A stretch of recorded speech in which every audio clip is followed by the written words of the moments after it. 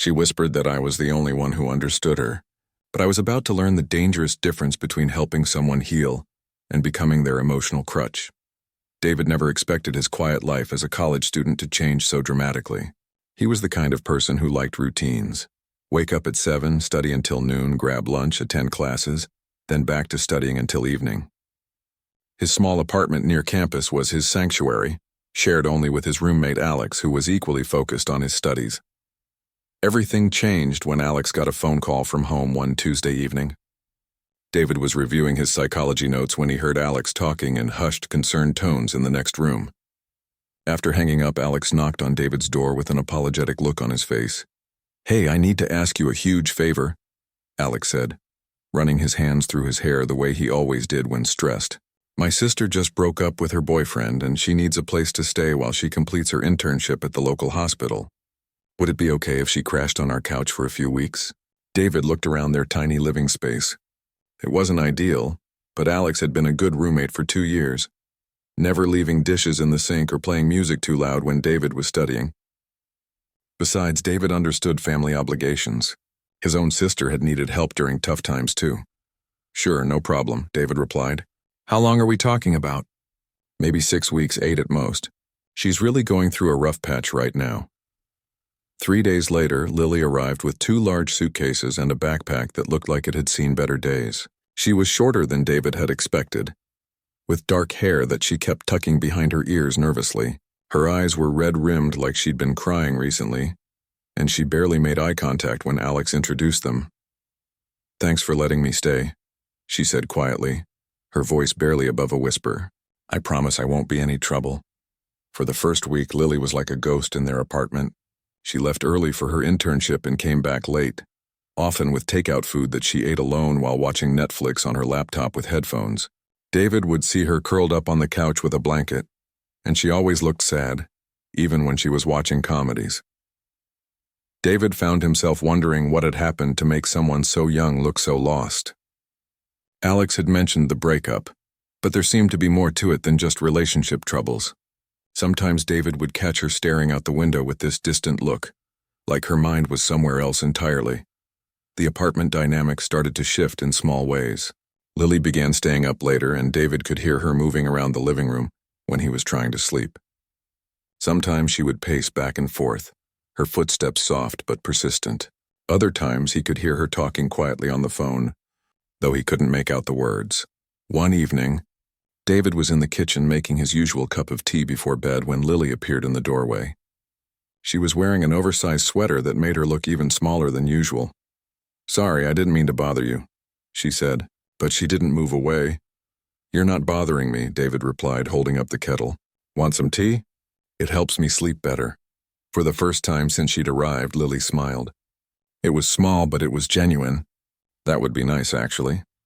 They sat at their tiny kitchen table, both holding warm mugs. The silence wasn't uncomfortable, just quiet in a peaceful way. David noticed that Lily's hands shook slightly as she lifted her cup. "This internship is really stressful," she said after a few minutes. "I'm working with patients who are dealing with really difficult situations, and sometimes I feel like I'm not helping them at all." David nodded. He was studying psychology himself, so he understood how emotionally draining it could be to work with people who were struggling. "It takes time to learn how to help without taking on everyone else's pain," he said. "My professor always tells us that caring is important, but you have to protect your own mental energy too." Lily looked at him with surprise, like she hadn't expected him to understand. "That's exactly what I needed to hear," she said. "Everyone keeps telling me to just push through it, but nobody talks about how to actually deal with the emotional part." They talked for another hour about school, stress management, and the challenges of helping professions. David found himself enjoying the conversation more than he'd expected. Lily was intelligent and thoughtful when she wasn't withdrawn into herself. After that night, Lily seemed more comfortable around the apartment. She started joining David and Alex for dinner occasionally, and she even laughed at Alex's terrible jokes. David noticed that she was sleeping better too. At least he didn't hear her pacing as much. But 3 weeks into her stay, something shifted again. David woke up one night to find someone sitting on the edge of his bed. In his sleepy confusion, it took him a moment to realize it was Lily. "I'm sorry," she whispered in the darkness. I had a really bad dream and I couldn't get back to sleep. The couch feels so exposed, like anyone could just walk in. David sat up, immediately concerned. Are you okay? Do you want me to check the locks on the doors? No, it's not that kind of scared, Lily said, her voice shaky. It's more like, I keep having dreams about my ex-boyfriend. He used to get angry when I couldn't sleep, and he'd make me feel guilty for keeping him awake. In my dream tonight, he was yelling at me again. David felt a wave of sympathy. He'd had his own share of difficult relationships, though. Nothing that sounded as troubling as what Lily was describing. You don't have to apologize for having bad dreams, he said gently. That's not your fault. Lily was quiet for a moment, and then she said something that stuck with David. You know what you said about protecting your mental energy while still caring about people? I keep thinking about that. It makes me feel like maybe I can learn to be strong without being cold. She sat there for maybe 10 more minutes, just talking quietly about her fears and her hopes for the future. David found himself genuinely wanting to help her feel better, not just because Alex was his friend, but because Lily seemed like someone who deserved kindness after whatever she'd been through. When she finally went back to the couch, David lay awake thinking about their conversation. He had no idea that this would be the first of many late-night visits that would completely change his understanding of boundaries, helping others, and the complicated nature of human connection. After that first night when Lily came to his room, David thought it was just a one-time thing. People have bad dreams sometimes, especially when they're going through difficult periods in their lives. He went back to his normal routine of studying, attending classes and trying to maintain the quiet, organized life he preferred. But 3 nights later, it happened again. David was deep in sleep when he felt someone gently shaking his shoulder. He opened his eyes to see Lily standing beside his bed, looking embarrassed but desperate. I'm so sorry to wake you again, she whispered. I know this is weird, but I can't seem to stay asleep on the couch. Every time I close my eyes, I start thinking about things I don't want to think about.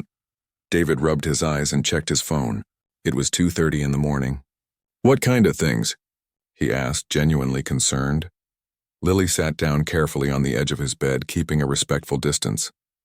My ex used to tell me that I was too needy, that I asked for too much emotional support. Now I keep wondering if he was right. Maybe I'm too much for people to handle. David could hear the pain in her voice. Lily, asking for support when you're struggling isn't being needy. It's being human. They talked quietly for about 20 minutes. Lily shared more about her past relationship, how her ex had made her feel like her emotions were a burden. David found himself wanting to reassure her that she deserved better treatment than that. You know what's strange? Lily said as she was getting ready to go back to the living room. When I talk to you, my mind actually gets quiet. Usually my thoughts just race around in circles, but your voice is calming. David felt a small flutter of something, pride maybe, or satisfaction that he could help someone feel better. It reminded him of why he'd chosen to study psychology in the first place. Over the next 2 weeks, Lily's visits became more regular. Not every night, but maybe 3 or 4 times a week. She always apologized for disturbing him, and David always told her it was okay, and honestly it was okay.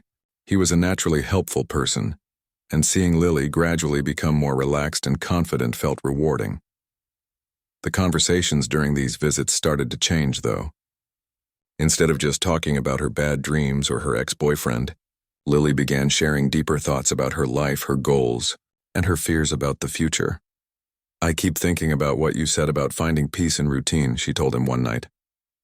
Before I came here, my life was complete chaos. My ex would change plans at the last minute or get upset if I tried to stick to any kind of schedule.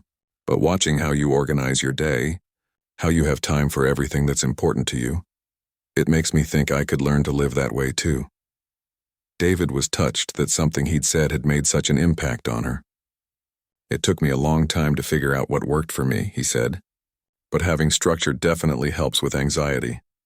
That's exactly it, Lily said, and David noticed she'd moved a little closer to him on the bed. You understand things about life that other people my age don't seem to get. You're so mature and thoughtful. David felt pleased by the compliment, but also slightly uncomfortable. There was something in the way Lily was looking at him that felt more intense than just gratitude. As the weeks passed, David began to notice other changes in Lily's behavior. She started timing her activities around his schedule. If he was studying in the living room, She would find reasons to be there too, asking questions about his textbooks or offering to make him snacks. If he went to the campus coffee shop, she would happen to show up there during her lunch break. "I just love hearing about your psychology classes," she would say. "The way you explain things makes everything so clear." Alex, who had been working extra shifts at his part-time job to help pay for his sister's expenses, didn't seem to notice the shift in dynamics. He was usually either at work or spending time with his girlfriend, leaving David and Lily alone in the apartment more often than not. One evening, David was making dinner when Lily appeared in the kitchen wearing a dress he'd never seen before. It was simple but flattering, and she'd done something different with her hair. "You look nice," David said, trying to keep his voice casual. "Going somewhere special?" "I was supposed to meet some people from my internship," Lily said, but she didn't seem excited about it. "But honestly, I'd rather stay here and talk to you. They're all so superficial compared to the conversations we have." David felt that uncomfortable flutter again. "You should go," he said. "It's good to make friends at work." "Maybe," Lily said, but she didn't move toward the door. Instead, she stepped closer to David. "Can I tell you something? These past few weeks, getting to know you, have been the best part of my entire year. You make me feel like I'm worth listening to." David's heart started beating faster. He was attracted to Lily. He'd be lying if he said he wasn't. But something about the situation felt complicated in a way he couldn't quite put his finger on. That night, Lily came to his room again, but this time she didn't sit on the edge of the bed. She lay down on top of the covers next to him, maintaining some space but close enough that David could smell her shampoo. "I hope you don't mind," she whispered. "I feel so much safer when I'm near you.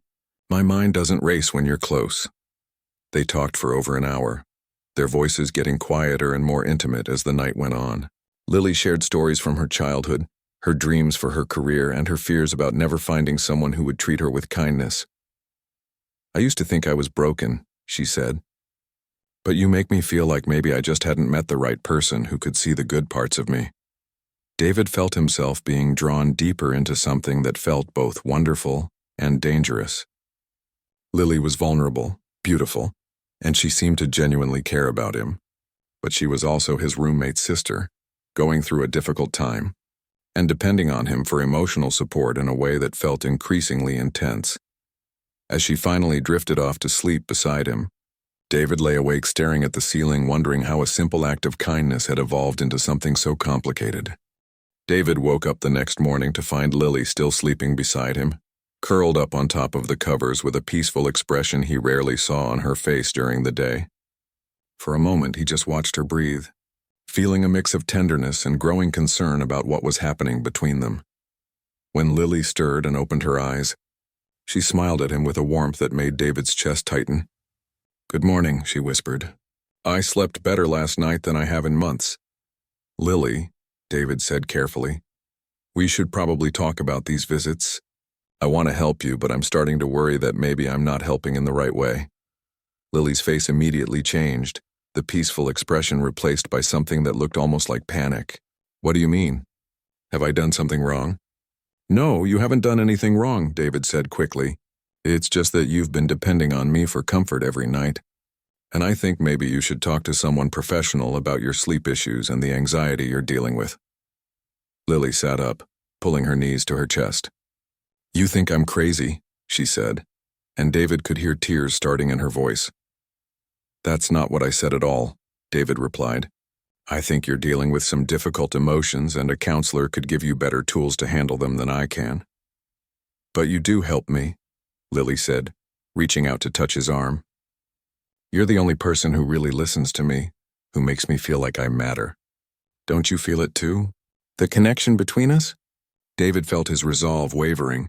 He did feel something, but he was increasingly unsure whether what he felt was healthy or just the result of being someone's emotional lifeline.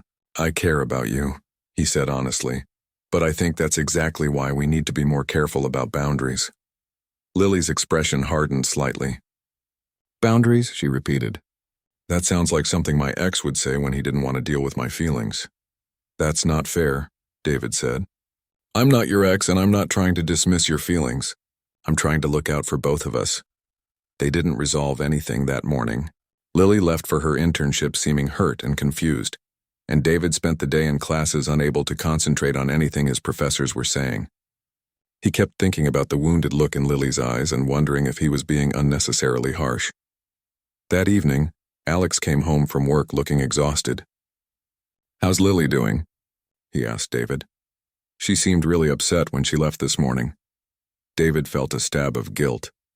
He couldn't exactly explain to Alex what had been happening without making it sound worse than it was. "I think she's struggling more than she lets on," he said carefully. "Maybe she should think about talking to someone about the breakup and everything she's been dealing with." "Yeah, I've been worried about that too," Alex said. "She's always been sensitive, but this is different. Sometimes I catch her just staring into space for long periods like she's not really here." Despite their conversation that morning, Lily came to David's room again that night. This time she didn't apologize or ask permission. She simply appeared in his doorway and said, "I can't sleep." David wanted to remind her of their earlier conversation, but she looked so fragile standing there in an old t-shirt that was too big for her hair messy from tossing and turning. "Okay," he said, scooting over to make room for her. "But we really do need to figure out a better long-term solution for this." Lily climbed into bed beside him, this time getting under the covers instead of staying on top of them. David's heart rate immediately sped up. This felt like crossing a line they hadn't crossed before.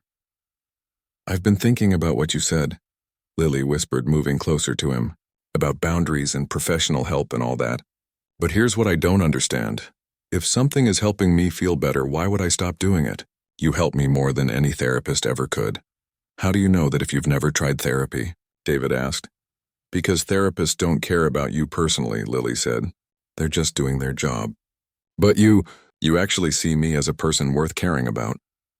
David could feel the warmth of her body next to his, and he had to fight the urge to put his arm around her. "Lily, you're Alex's sister. You're staying in our apartment temporarily. This situation is complicated in ways that go beyond just you and me."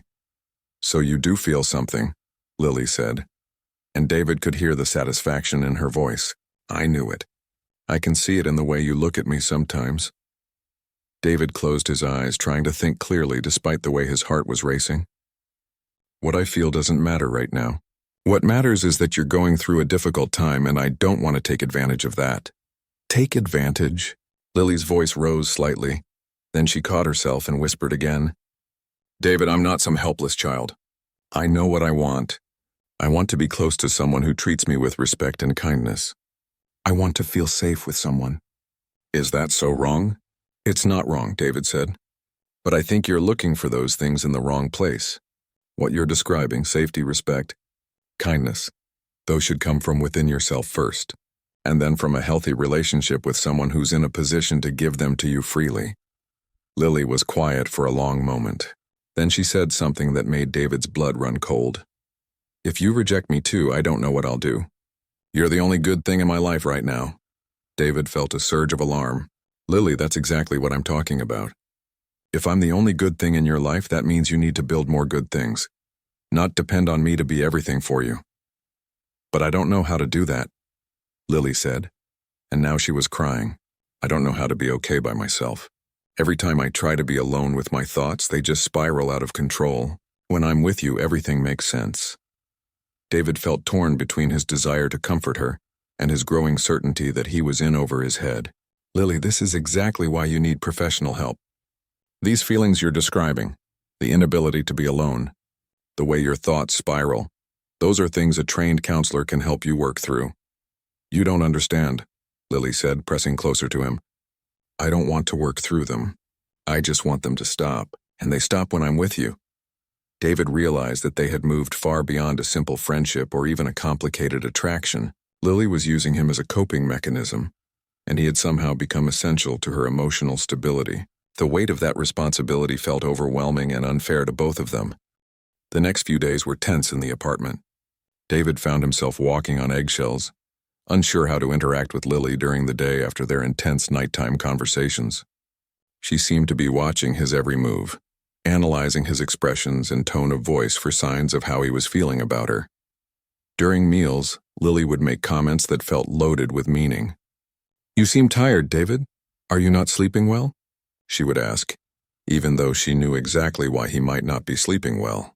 Or she would say things like, I had such strange dreams last night.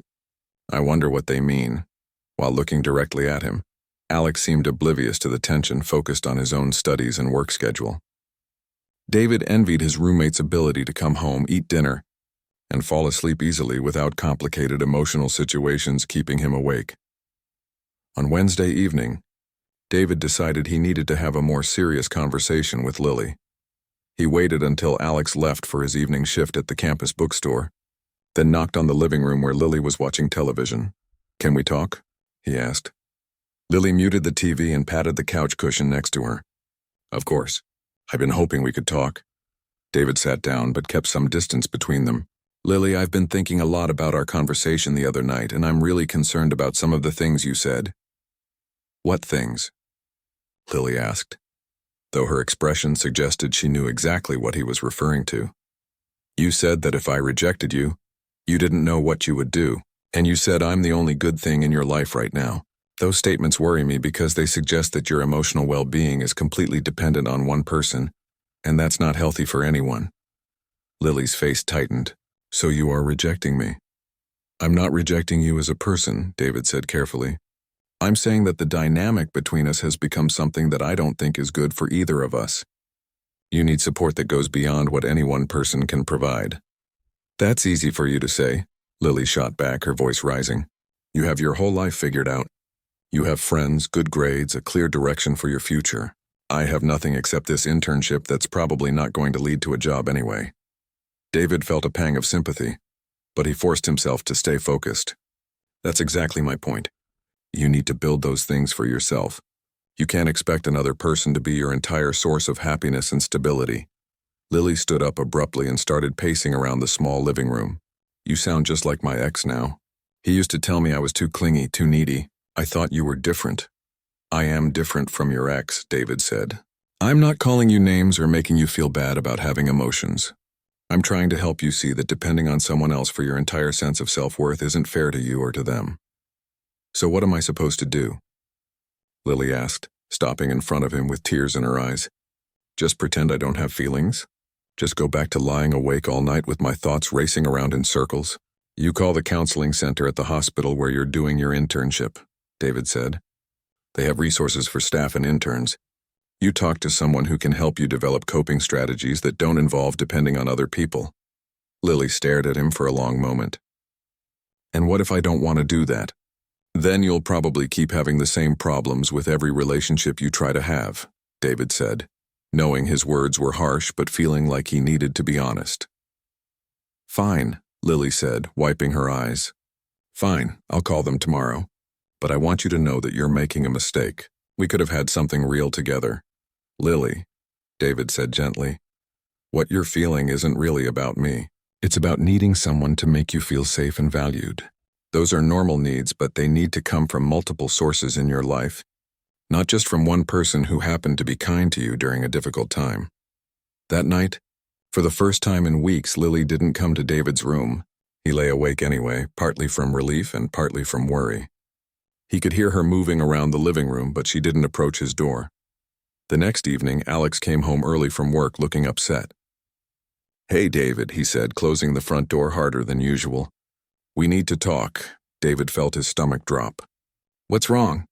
"My girlfriend saw you and Lily at the coffee shop today," Alex said. "She said you two looked pretty cozy, sitting close together and talking quietly. She asked me if something was going on between you two." David's heart started racing. "Alex, I can explain." "So there is something going on," Alex said, his voice getting louder. "Not the way you're thinking," David said quickly. "Lily has been having trouble sleeping, and she's been coming to talk to me about her anxiety and some problems she's been having. I've been trying to help her, but I think the situation has gotten more complicated than I intended." "Complicated how?" Alex demanded. Before David could answer, Lily appeared from the living room. "Don't be angry at David," she said. "If you want to be angry at someone, be angry at me." "Lily, what the hell is going on?" Alex asked his sister. Lily looked back and forth between the two men, then took a deep breath. "I've been having feelings for David. He's been nothing but kind and respectful, but I've been pushing boundaries. He's actually been trying to get me to see a counselor instead of depending on him for emotional support." Alex looked shocked. "Lily, he's my roommate." And you just got out of a serious relationship. What are you thinking? I wasn't thinking clearly, Lily admitted. I was just trying to feel better and David made me feel safe. But you're right and he's right. I need professional help, not another relationship. Alex turned to David. And you? What's your side of this? David felt the weight of both siblings looking at him. I was trying to be supportive because she was clearly struggling, but I should have established better boundaries from the beginning. I should have talked to you about what was happening instead of trying to handle it myself. The three of them stood in awkward silence for a moment. Finally, Alex said, "This is messed up. Lily, you can't just transfer your emotional dependence from your ex-boyfriend to my roommate. And David, you should have told me what was going on." "You're right," both David and Lily said at the same time. Alex shook his head. "I think you need to find somewhere else to stay, Lily. This situation isn't working for anyone." The words hung in the air like a heavy weight. Lily's face crumpled, and for a moment David thought she might break down completely. But instead she straightened her shoulders and nodded slowly. "You're right," she said quietly. "I'll start looking for another place tomorrow." Alex's expression softened slightly. "Lily, I'm not trying to hurt you. I'm trying to help you. This whole situation isn't healthy for anyone." "I know," Lily said, her voice barely above a whisper. "I know you're right. I don't know how to be okay by myself." David felt a surge of sympathy for her, but he forced himself to stay quiet. This was between Lily and her brother, and he had already been too involved in family dynamics that weren't his to navigate. Over the next few days, the apartment felt like a pressure cooker. Lily spent most of her time either at her internship or in the living room with her laptop, presumably looking for new housing options.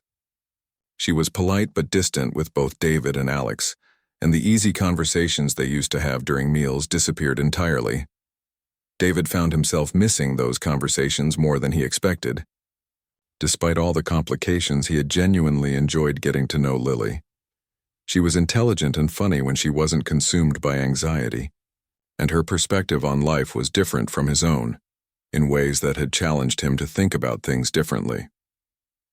On Friday evening, Lily announced that she had found a room to rent with a woman who worked at the hospital. Her name is Janet, and she's a nurse in the pediatric ward. She seems really nice, and she said she understands about the stress of working in healthcare. "That sounds perfect," Alex said, relief evident in his voice. "When can you move in?" "Sunday," Lily said. "I can be out of here by Sunday afternoon." That night, David was surprised when Lily knocked on his bedroom door. He had assumed their nighttime conversations were over for good. "Can I come in?" she asked. "I promise this isn't like before. I just want to talk to you one more time before I leave." David hesitated, then opened the door wider. "Okay, but let's leave the door open." Lily sat on his desk chair instead of on the bed, maintaining the physical distance that had been missing from their previous interactions.